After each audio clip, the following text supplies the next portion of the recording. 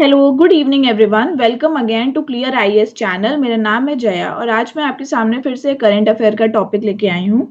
But topic start करने से पहले please like share this video, subscribe this channel and please मुझे comment section में बताइए कि आपको ये वीडियो कैसी लगी। एंड अगर आपको कोई भी डाउट हो देन प्लीज वो भी कमेंट सेक्शन में जरूर मेंशन करिएगा।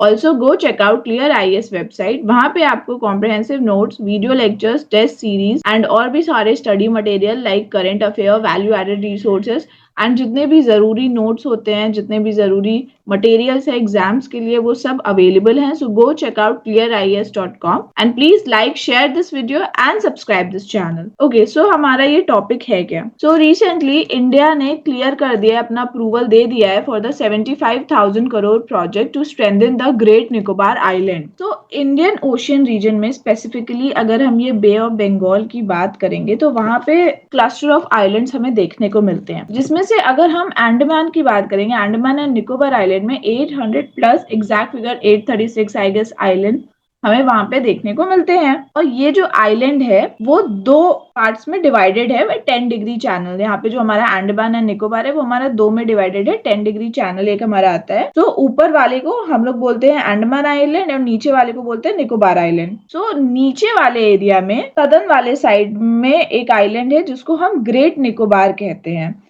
इसी आइलैंड के ऊपर काफी टाइम से डिस्कशंस हो रहे थे, चल रहे थे कि यहाँ पे डेवलपमेंट करना है, ठीक है, यहाँ पे इंफ्रास्ट्रक्चर हमें डेवलप करना है, बट वो किसी नतीजे पे नहीं पहुंचा जा रहा था। जस्ट बिकॉज ये इन्वायरमेंटली अगर देखा जाए तो ये आइलैंड काफी ज्यादा इंपॉर्टेंट है इन्वायरमेंट पर्सपेक्टिव से, तो इसीलिए इतना क्लियर डिसीजन नहीं लिया गया। और इसी ग्रेट निकोबार आइलैंड पे ही क्यों इतना डिस्कशन हो रहा था, बिकॉज अगर हम इसके नीचे देखेंगे इंडोनेशिया आता है। तो इंडोनेशिया का सबसे बड़ा आइलैंड जो आपको पता है सुमात्रा आइलैंड, वो काफी क्लोज है। इंडोनेशिया और ये ग्रेटर निकोबार के बीच में से एक पैसेज जाता है एंड उस पैसेज में सबसे बड़े शिपमेंट्स हमारे होते हैं। स्पेशली चाइना के पर्सपेक्टिव से ये वाला जो पैसेज है हमारा, ये सुमात्रा आइलैंड के ऊपर वाला जो पैसेज है वो काफी इंपॉर्टेंट है, बिकॉज ऑफ द इकोनॉमिकल या स्ट्रैटेजिक पर्सपेक्टिव से देखें तो इम्पोर्टेंट है। बट इंडिया ने कभी भी ये ग्रेटर निकोबार को मिलिटराइज करने की कोशिश नहीं की, बट अब वो डिसाइड कर दिया गया है कि अब ये 75,000 करोड़ का एक प्रोजेक्ट होगा जो निकोबार, ग्रेट निकोबार आइलैंड के इंफ्रास्ट्रक्चर को डेवलप करेगा। वहां पे कुछ डेवलपमेंट के काम शुरू होंगे एंड ये ग्रेट निकोबार, जैसे मैंने आपको वही पहले बोला कि ये एनवायरमेंट पर्सपेक्टिव से काफी इंपॉर्टेंट हो जाता है ग्रेट निकोबार, इसीलिए इस पे कोई डिसीजन नहीं पहुंचा गया था। बट अब क्या हुआ, अब ये फाइनली डिसाइड हो गया था। इनफैक्ट लास्ट ईयर एक न्यूज भी थी, ये डेवलपमेंट से रिलेटेड ग्रेटर निकोबार में एक ये न्यूज थी कि यहाँ डेवलपमेंट होगा, बट नीति आयोग ने क्या कर दिया, पूरी तरीके से न्यूज को रिजेक्ट कर दिया था कि कोई भी ऐसा प्लान नहीं चल रहा है। बिकॉज इस आइलैंड पे जो भी वो डेवलपमेंट इंडियन गवर्नमेंट करना चाह रही है वो बहुत ही सीक्रेटली करना चाहती है, just because of its strategic location. But finally government of India ने ये ग्रीन फ्लैग दे दिया है और ये 75,000 करोड़ का प्रोजेक्ट हमारा सैंक्शन हो गया है। आज इसी के बारे में हम लोग इस वीडियो में पढ़ेंगे कि इस प्रोजेक्ट में है क्या। सेंटर ने 75,000 करोड़ का ये जो प्रोजेक्ट है उसको सैंक्शन कर दिया है, जिसमें वो लोग ग्रीन फील्ड इंटरनेशनल पोर्ट बनाएंगे। ये ग्रीन फील्ड इंटरनेशनल पोर्ट क्या होते हैं, जो एकदम स्क्रैच से हम लोग स्टार्ट करते हैं। कि आपको एकदम बेस, एकदम स्टार्ट से आपको स्टार्ट करना है, बंजर जमीन है और उसके ऊपर आप पूरा बनाने वाले हो। ग्रीन फील्ड एक इंटरनेशनल एयरपोर्ट होगा, इंटरनेशनल कंटेनर शिपमेंट टर्मिनल बनेगा, आपको अभी बाद में बताऊंगी। देन टाउनशिप, पावर प्लांट बनेगा और कितने एरिया में बनेगा, 16,610 हेक्टेयर्स के एरिया में वो बनेगा in the Great Nicobar island. ये आप देख सकते हो, ये अंडमान एंड निकोबार आइलैंड है, यहाँ 10 डिग्री चैनल से ये डिवाइडेड है। अंडमान हमारा काफी बड़ा है, निकोबार थोड़ा सा छोटा है, फिर निकोबार में लिटिल निकोबार के बाद हमारा ये आता है ग्रेटर निकोबार का एरिया। ये ग्रेटर निकोबार आप इधर देख सकते हो। ग्रेटर निकोबार में भी जो सदर्न एकदम साइड है ना, वहां पे डेवलपमेंट करने की बात हो रही है। आप ग्रेटर निकोबार देखोगे तो इन्वायरमेंटली ये कितना ज्यादा हमारा इंपॉर्टेंट है। ये देख लीजिए, गलेचा नेशनल पार्क हो गया, कैम्बल बे नेशनल पार्क हो गया, रिजर्व बफर जोन्स है यहाँ पे। ये सारे रीजन काफी इंपॉर्टेंट है इन्वायरमेंट पर्सपेक्टिव से, इसीलिए इस पे काम नहीं हो रहा था, कोई डिसीजन पे नहीं आया जा रहा था। बट फिर स्ट्रेटेजिक लोकेशन को देखते हुए, स्ट्रेटेजिकली इसकी इंपॉर्टेंस को देखते हुए एकदम नतीजे पे गवर्नमेंट पहुंच गई है कि अब यहाँ पे हम डेवलपमेंट करेंगे ही करेंगे। तो अगर हम बात करेंगे तो 4 चीज बनाने की बात हो रही है। तो पहले पोर्ट बनाने की, तो ये सदर्न साइड पे सब कुछ हो रहा है, तो पोर्ट बनाने की बात हो रही है। तो यहाँ पे ये लोग पोर्ट बनाने का हुआ, उसके बाद फिर एयरपोर्ट हो गया, देन टाउनशिप यहाँ पे हो गया, एंड फिर इधर यहाँ पे ऊपर पावर प्लांट बनाने की बात हो रही है। तो जैसे मैंने आपको बताया कि इन प्रोजेक्ट्स को अभी तक क्लियरेंस नहीं मिल पा रही थी बिकॉज ऑफ इन्वायरमेंट पर्सपेक्टिव। ये इंपॉर्टेंट हो गया था बिकॉज यहाँ बहुत ग्रीनरी है, यहाँ इंडेंजर्ड एंडेमिक स्पेशीज हमें देखने को मिलते हैं, ये हॉटस्पॉट भी है हमारा। तो इसीलिए यहाँ कोई डेवलपमेंट नहीं करना चाह रहा था गवर्नमेंट, बिकॉज यहाँ पे अगर आप कुछ भी करते हो तो वहां की स्पेशीज को आप डिस्टर्ब करोगे, वहां के एनवायरमेंट कंडीशन को आप डिस्टर्ब करोगे, इसलिए कोई भी राय पे नहीं पहुंच रहे थे, डिसीजन पे नहीं पहुंच रहे थे। बट नाउ जो इन्वायरमेंट मिनिस्ट्री की जो एक्सपर्ट अप्रेजल कमिटी है, जिसको हम ईएसी बोलते हैं, उन्होंने ये इंफ्रास्ट्रक्चर प्रोजेक्ट को क्या कर दिया, अप्रूव कर दिया है। ये आपने लोकेशन, ये 10 डिग्री चैनल जिसकी मैं बात कर रही थी, ये अंडमान निकोबार आइलैंड, एंड ये हमारा इसकी लोकेशन है। प्रॉपरली आप देख लो, इसमें याद रखिएगा ग्रेटर निकोबार में हो रहा है। ओके, सो अंडमान में हमारा नॉर्थ अंडमान आता है, मिडिल अंडमान आता है, लोअर अंडमान, पोर्ट ब्लेयर आ गया हमारा, देन लिटिल अंडमान, फिर 10 डिग्री चैनल से ये डिवाइडेड है हमारा। अब इसके ऊपर न्यूज आई है तो इससे क्वेश्चन आ सकता है, हमारा एग्जाम में पूछ भी सकते हैं कि अंडमान निकोबार को क्या डिवाइड करता है, तो 10 डिग्री डिवाइड करता है हमारा। किस रीजन में डेवलपमेंट होगा, तो ग्रेटर निकोबार में हमारा डेवलपमेंट होगा। तो अब हम पढ़ेंगे ग्रेट निकोबार आइलैंड के बारे में। तो देखो, जहां भी आप डेवलपमेंट करोगे वहां थोड़ा बहुत डिस्ट्रक्शन तो होगा ही होगा। तो इसमें हम यही देखने वाले हैं कि देखो, निकोबार आइलैंड जो है हमारा इन्वायरमेंट पर्सपेक्टिव से इंपॉर्टेंट है। ओके, यहाँ पे बहुत ज्यादा बायोडाइवर्सिटी हमें देखने को मिलती है, मीन्स एंडेमिक स्पेशीज है, एंडेंजर्ड स्पेशीज है, फ्लोरा फोना यहाँ पे इतना ज्यादा हमें देखने को मिलता है। सो अब गवर्नमेंट डेवलपमेंट कर रही है तो थोड़ा बहुत डिस्ट्रक्शन तो होगा। सो इसमें हम यही पढ़ने वाले हैं कि क्या इफेक्ट पड़ेगा इन सारे डेवलपमेंट का वहां के इन्वायरमेंट पे, वहां के इकोसिस्टम पे। सो ग्रेट निकोबार आइलैंड हमारा, पहली बात तो बायोस्फीयर रिजर्व है, जो सेंटर ने डिक्लेयर कर दिया जनवरी 1989 में ग्रेट निकोबार आइलैंड को as a biosphere reserve. So India में बहुत सारे बायोस्फीयर रिजर्व्स हैं, like Nanda Devi, Panna, Pachmarhi, then Kanchenjunga. So उसमें से ग्रेट निकोबार आइलैंड भी है हमारा। बट कुछ ही बायोस्फीयर रिजर्व्स को UNESCO man and biosphere program में इंक्लूड किया गया है, तो जिसमें से ग्रेट निकोबार आइलैंड को UNESCO man and biosphere program में इंक्लूड किया गया इन मई 2013, और ये हमारा ग्लोबल बायोडाइवर्सिटी हॉटस्पॉट है। हॉटस्पॉट सी वो प्लेस होती है जहाँ पे बायोडाइवर्सिटी, ग्रीनरी, इन्वायरमेंट के पर्सपेक्टिव से वो बहुत इंपॉर्टेंट होता है वो प्लेस।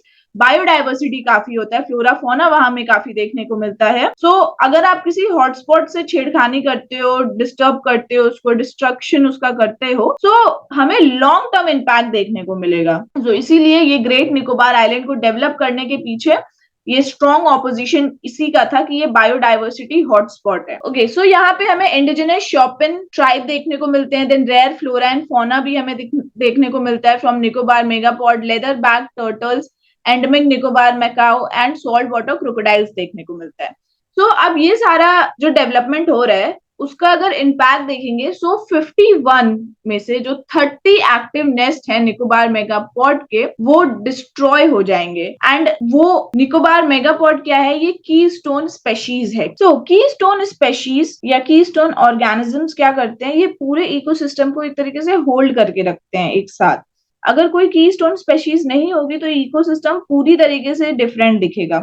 इवन कुछ इकोसिस्टम सर्वाइव ही ना कर पाए बिना की स्टोन स्पेशीज के। Some ecosystem might not be able to adapt to the environmental changes अगर कीस्टोन स्पेशीज डिसअपेयर्ड हो गई तो एक तरीके से कीस्टोन स्पेशीज पूरे इकोसिस्टम को डिफाइन करती हैं। So without its keystone species ecosystem बिल्कुल ही डिफरेंट लगेगा, या तो सीज टू एग्जिस्ट हो जाएगा ऑल टुगेदर। सो अब निकोबार मेगापॉड जो है वो की स्टोन स्पेशीज है, सो एक तरीके से पूरे इकोसिस्टम को, एंटायर इकोसिस्टम पे इफेक्ट पड़ सकता है। तो मीटिंग हुई थी अगस्त 22 एंड 23 3 को, उसकी ये मिनट रिपोर्ट है, तो उसी में उन्होंने ये सारी चीजें बताई और ये भी बताया कि 8.5 लाख ट्रीज हमारे डिस्ट्रॉय हो जाएंगे, then loss of 12 to 20 hectare of mangrove cover and 298 hectare of sea bed and considerable coral, ये भी हमारे डिस्ट्रॉय हो सकते हैं या ट्रांसलोकेट हो सकते हैं। बट इन सब चीजों के बावजूद भी क्यों क्लियर किया गया इस प्रोजेक्ट को, अब हम वो देखेंगे। सो स्ट्रैटेजिकली एंड इकोनॉमिक पर्सपेक्टिव से ये प्रोजेक्ट काफी इंपॉर्टेंट है, होम मिनिस्ट्री ने अपने नोट में ये बताया। स्ट्रेटेजिक पॉइंट ऑफ व्यू से अगर हम देखेंगे, सो इंडियन ओशियन रीजन में जो चाइना है वो काफी तेजी से स्प्रेड हो रहा है, अपने एरिया को चाइना बढ़ा रहा है इंडियन ओशियन रीजन में। तो उसको काउंटर करने के लिए डेवलपमेंट ग्रेटर निकोबार आइलैंड में बहुत जरूरी है, स्ट्रेटेजिकली जरूरी है। फिर हम जब आगे जो बात किए थे पहले इंटरनेशनल ट्रांस कंटेनर टर्मिनल की जो हम बात किए थे, तो इकोनॉमिकल पर्सपेक्टिव से वो हमारा इंपॉर्टेंट हो गया कि जो भी ट्रांसपोर्ट, जो भी गुड्स होंगे, सो अगर हमने एक बढ़िया बड़ा पोर्ट बनाया, सो इकोनॉमिकली हमारे लिए वो इंपॉर्टेंट हो जाएगा। देन ये भी बोला गया है कि वहां पे एक डुअल यूज एयरपोर्ट बनाया जाएगा। सो वहां पे गांधीनगर शास्त्री नगर एरिया में वो एक joint military civil dual use airport होगा। Means dual use means military और सिविलियन दोनों के लिए वो एयरपोर्ट यूज किया जाएगा, जिसका पूरा ऑपरेशनल कंट्रोल इंडियन नेवी के अंडर होगा। सो बट ये डिटेल्स को पब्लिक नहीं किया गया क्योंकि स्ट्रेटेजिक नेचर की वजह से। Then airport is expected to handle over 4000 passengers in peak hour. फिर होम मिनिस्ट्री ने एक रिपोर्ट सबमिट की थी, प्री फिजिबिलिटी रिपोर्ट 2021 में ईएसी को। उन्होंने उसमें बोला कि नेशनल सिक्योरिटी के पर्सपेक्टिव से एंड जो ऑनगोइंग कंसोलिडेशन चल रहा है इंडियन ओशियन रीजन का, स्पेशली जो चाइना कंसोलिडेट करने की कोशिश कर रहा है इंडियन ओशियन रीजन को, and military and economic impact जो पड़ेगा इस सारे डेवलपमेंट का इंडिया के ऊपर, उसकी वजह से ये ग्रेट निकोबार आइलैंड को डेवलप करना काफी एक इम्पोर्टेंट, अहम और स्ट्रेटेजिकली एंड इकोनॉमिकली एक काफी अच्छा निर्णय है, काफी अच्छा डिसीजन है। अब अगर हम स्ट्रेटेजिक इंपॉर्टेंस की बात करेंगे, सो वो क्या है? तो हम सबको पता है Indian ocean region and in particular Indian ocean हमारा एक स्ट्रेटेजिक हॉटस्पॉट है। सो अगर हम लोग अंडमान एंड निकोबार आइलैंड को डेवलप करते हैं, सो एक तरीके से हम लोग इंडियन ओशियन रीजन में अपना रीजनल प्रेजेंस दिखा सकता है। तो अगर इंडिया को रीजनल प्रेजेंस अपना बढ़ाना है, सो अंडमान एंड निकोबार आइलैंड को डेवलप करना स्ट्रैटेजिकली क्या होगा, बहुत ही बढ़िया स्टेप होगा, बहुत ही इंपॉर्टेंट डिसीजन है, बहुत ही प्रॉफिटेबल डिसीजन है। Then by building a container port in this location, India can participate more fully in global shipping trade and generate lakhs of new jobs as well. Other countries like Myanmar, China, Sri Lanka were gearing up to develop deep water facilities for taking a major share of trade by developing suitable harbor facilities. It is therefore imperative that India should do the same, the report contended. अब आप इसमें देखो, तो एक container port बनाने से इस location पे, ये ग्रेट निकोबार लोकेशन पे, इंडिया पार्टिसिपेट कर सकता है फुल्ली ग्लोबल शिपिंग ट्रेड में। कैसे? अब कोई भी गुड्स, कोई भी ट्रेड जो ईस्टर्न साइड से आता है सुएज कैनाल को पास होता हुआ, सो वो आके यहाँ से आएगा, तो यहाँ से आके रुकता है ये कोलंबो पोर्ट पे। क्यों? क्योंकि इसके आसपास और कोई बड़ा पोर्ट है नहीं, जिसकी वजह से इंडिया को काफी लॉस हो जाता है। मींस केरला में भी पोर्ट एक बनाने की कोशिश की जा रही है, बट कोई भी इतना बड़ा डीप पोर्ट नहीं बना है। लाइक म्यांमार, चाइना, श्रीलंका, ये लोग डेवलप कर रहे हैं अपना डीप वाटर फैसिलिटीज, ये लोग ट्रेड के लिए सुइटेबल हार्बर फैसिलिटीज बनाने की कोशिश कर रहे हैं, और इंडिया के पास है नहीं।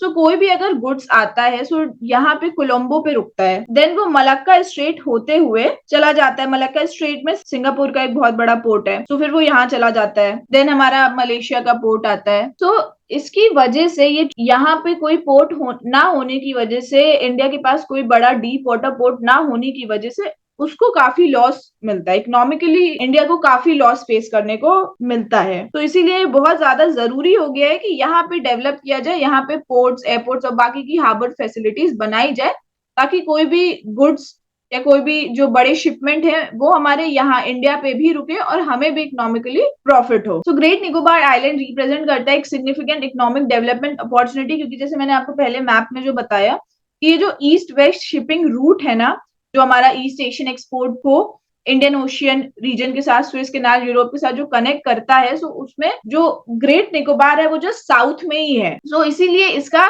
लोकेशन अगर हम देखेंगे तो काफी अच्छा है। सो इकोनॉमिक डेवलपमेंट अगर हम यहाँ पे करते हैं, सो स्ट्रैटेजिकली भी बहुत इंपॉर्टेंट हो जाएगा और इकोनॉमिकली भी हमारे लिए काफी इंपॉर्टेंट हो जाएगा एंड प्रॉफिटेबल होगा। फिर ग्रेट निकोबार आइलैंड एक परफेक्ट साइट है। क्यों? क्योंकि अगर हम कोलंबो देखेंगे या पोर्ट क्लांग या सिंगापुर देखेंगे, सो ये एक इक्वल डिस्टेंस पे है, दोनों से इक्वल डिस्टेंस पे है, एंड ये east west international shipping corridor जो है उसके भी बहुत ही पास है। देन ये जो टाउनशिप होगा, प्रपोज स्टेशन होगा, ये भी कॉम्प्लीमेंट करेगा ये सारी इकोनॉमिक एक्टिविटी को, एंड ऑल्सो टूरिज्म डेवलपमेंट भी होगा अगर हम यहाँ पे टाउनशिप और पावर स्टेशन बनाते हैं। अब सारे डेवलपमेंट हो गए, सब कुछ हो गया, बट इन्वायरमेंट को भी हार्म हो रहा था, तो इन्वायरमेंट के लिए क्या मेजर लिया गया? सो एक्सपर्ट अप्रेजल कमिटी ने कुछ स्पेसिफिक मेजर्स वो लेंगे कंजर्वेशन एंड मैनेजमेंट प्लान्स के लिए, हाई फंडिंग करेंगे एंडेमिक स्पेशीज के लिए, mangrove and corals and other fauna के लिए, उनको सेव करने के लिए, उनको प्रोटेक्ट करने के लिए, एंड ऑल्सो उसी से रिलेटेड 3 इंडिपेंडेंट कमिटीज भी सेटअप की जाएंगी। एक होगी जो ओवरसीज पोल्यूशन को देखेगा, दूसरी बायोडाइवर्सिटी के लिए, एंड तीसरी overseas welfare issues related to Shompen and Nicobarese tribes के लिए। सो इन्वायरमेंट पर्सपेक्टिव से भी इंडिया पूरी तरीके से रेडी है, इन्वायरमेंटली भी इंडिया ग्रेट निकोबार आइलैंड को इतना हार्म नहीं करेगा, बिकॉज बायोडाइवर्सिटी को कंजर्व करने के लिए, एनवायरमेंट को कंजर्व करने के लिए भी इंडिया ये सारे अहम डिसीजन, अहम स्टेप ले रहा है। So this is all. आप बताओ अपना ओपिनियन, प्लीज कमेंट सेक्शन में शेयर करिए कि आपको क्या लगता है कि इस एरिया पे ग्रेट निकोबार आइलैंड हमारा यहाँ पे डेवलपमेंट कर रहे हैं, इंफ्रास्ट्रक्चर डेवलप कर रहे हैं, सो स्ट्रेटेजिकली क्या इम्पैक्ट होगा, इकोनॉमिकली क्या इम्पैक्ट होगा, प्लीज अपने ओपिनियन शेयर करिए। Thank you and all the best for your studies.